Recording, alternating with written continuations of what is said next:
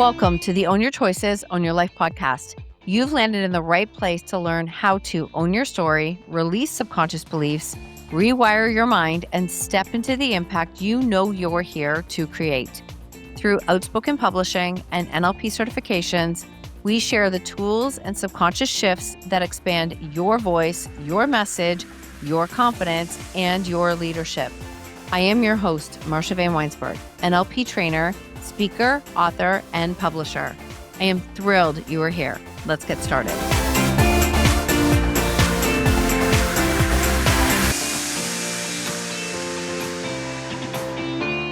Welcome back to the show. I'm thrilled to have you here, and I love these deep conversations and the messages that I get from you. It opens up your way of thinking. Somebody sent me a message and said, I love the fact you're literally giving like mini masterclasses in your episodes. I understand that format isn't for everyone, but I do like to give it away. And yes, I run a coaching certification and I have one-on-one clients and I have, breakthrough days that I do. And I'm writing my second book, Unbothered. There's a lot of pieces happening. And a lot of ways I give it out in the podcast. And so then if people do want to do more work, they know where to find me and you build some know, like, and trust. And it's such a beautiful thing because for me, it feels really good. For some people, they're like, I don't like to give that much stuff away. I've always kind of followed the Gary Vee model that it's just like share it all. So that's what I love to do. And it's interesting because I don't buy into the story that giving it away is never going to bring clients. I think it's the opposite, but that's just my belief. And it really lines in with what I want to talk to you about today is the fact that the story you tell yourself, right? The story you tell yourself is the one that gets to live. We have two wolves, two stories, more than that. But whatever story you're feeding is the one that gets to live. What if I also remind you in a very polite way that the story you are telling yourself is also running your business? Because your identity is built from the stories that you repeat internally. That voice that if you said it out loud, most people around you would be like, you said what to yourself? Because it feels almost like I can't believe I think that way. But most entrepreneurs are known for running their business from survival patterns like grit, resiliency, like old beliefs, protective identities. I gotta do more. And I don't think that it's a bad thing to have grit and resilience at all. I think it's a great thing. But I also think it's not sustainable, right? Building it from that lens and that way you see it is not sustainable. Your business will continue to grow to the level that your identity believes is safe to do so. Until the level that it believes that you believe you can hold it. And we think that, we're always stuck because of some strategy and somebody else has an answer. We're stuck because the identity attached the story to it, like what we believe to be true. I don't know if you have seen in the Instagram world, it's a wild story and I absolutely love it, right? Like your business, the story you tell yourself is running your business. Okay. So Jessie Jean, she on Instagram, she started her account 6 months ago. She started talking about yapping videos.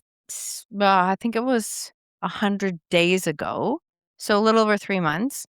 And yapping being like talking to camera. And she had a background in like speaking. I can't remember if it was broadcasting or news. I can't remember, but somewhere she had that experience. So she started to talk about it. At the time, she was literally selling a product, like a digital product on like flipping furniture. So this is what she did. She had people double down on they were interested in the yapping. So she started to share more about it. Right? Like if something is working and you're trying to find your way, then she doubled down on it. And then in the next 100 days, that's what she started to promote. She was going to do this cost program. I think it was like $297 for 6 weeks. And it's all about yapping. And that's just talking to the camera, right? Literally what we're doing. But she built a way of speaking to people that they connected. She simplified it in what she did. And I just love watching the story behind it. So the month before, this is right now in June, it was beginning of June when it started. And in the month before, I think she generated like $7,800 from her digital product. So the month before would have been April. And then in May, she started launching the Yap Challenge. And so the month before, she generated just under $8,000. And she said to her husband, like, her account had blown up from like up to 300,000 people. And she said, wouldn't it be amazing if we generated $100,000? I think with the number of people we have on the wait list, it could happen. She had that thing open for a week and I watched it. It was insane to watch it. It was so fun to watch it. And as she launched it, all of a sudden I think she had like 1,700 people in, and her system could only, or maybe it was 2,000. Her system could only handle 3,000 people. And that's what these digital systems can be like. And so in the last 24 hours, I think it might have even been like the last 12 hours, 1,700 people signed up, completely went past all their capacity. She had herself and a VA, and it blew up. So imagine the identity of generating $8,000 in 1 month and $1.2 million and 5,000 clients the next month. Like, it's not, I'm telling you right now, most people are going, what strategy did she use? Well, she also openly talked about how her nervous system took a massive hit. Like, she was just like, I don't know how to hold this. And that's exactly what this is. That's what identity is. And it's been so incredible to watch because the story that you tell yourself, she said, it would be amazing if we had $100,000 launch. Then as it continued, she was like, oh my God, she took people along the journey. She showed them. I loved how many people were cheering her on at the same time, because what's possible for her is possible for anyone else. Somewhere in there, she started, whether she knows it subconsciously, she started to believe a story of what was possible, right? What was possible? How could she show up? How could she share? How could she help others? And her belief system about herself had to change in the process. So imagine then scrambling, trying to get help, support. She has one VA and her team. She's like, I can't imagine the kind of support she would need in order to stay in her lane to teach it. So she's put together this program. I'm in it. It's fantastic. And while she's doing this, she's been growing her team, because the story of like, it's just a one-man team. Well, she can't be with this many people. She needs the support to stay in her lane to be able to teach what she's here to teach. The subconscious mind does not know the difference between an old story and a current reality if there's still an emotional charge to it. So if the emotional charge is, I've only made $8,000, like what can I possibly make more than that? You're charged to it. It has a hold on you. As we start to change that, now the brain starts to filter like what it sees. And as you can imagine, as I'm just going to keep using her example, as sales continue to come through, that was starting to shift the filter of what she's seeing, because she's seeing the sales. I think she sold $80,000 in the first day.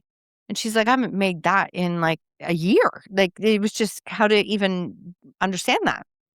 So your brain is filtering when all of a sudden the evidence starts to come in and there's like core evidence there. Then we get to choose, what story are we making about that? Can we do that? How can we normalize it in our body?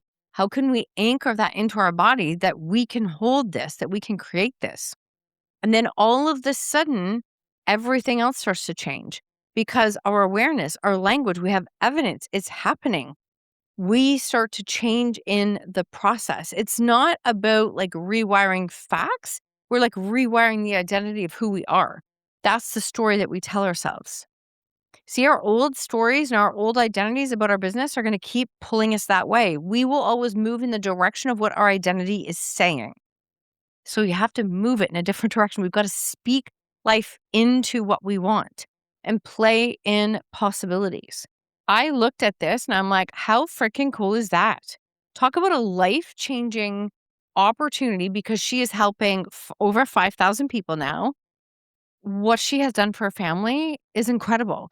And for me, from my lens as in this online space and building an online business, I choose to see it that there is evidence everywhere of incredible women creating major changes in their lives, their families' lives, their financial lives.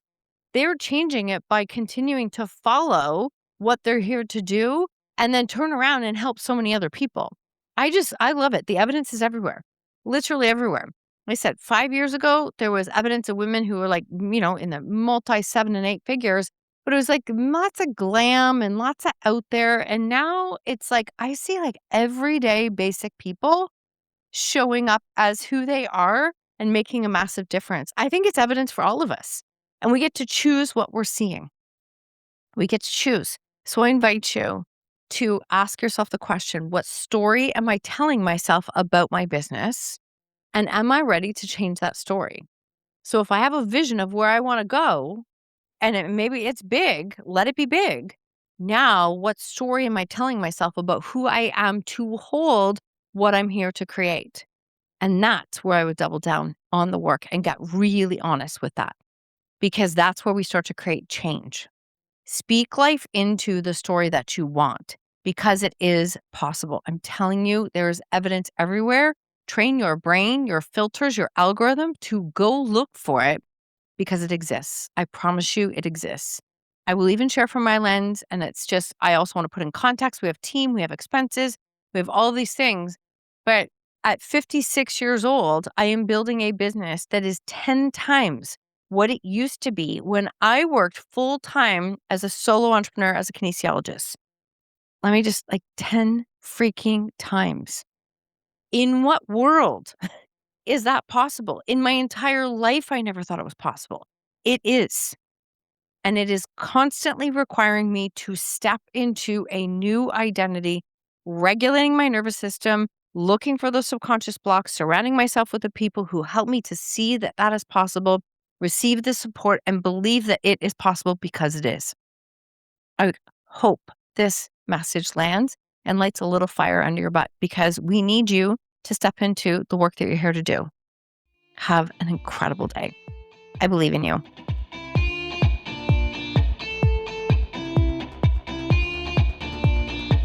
Thank you for tuning in to another episode of Own Your Choices, Own Your Life.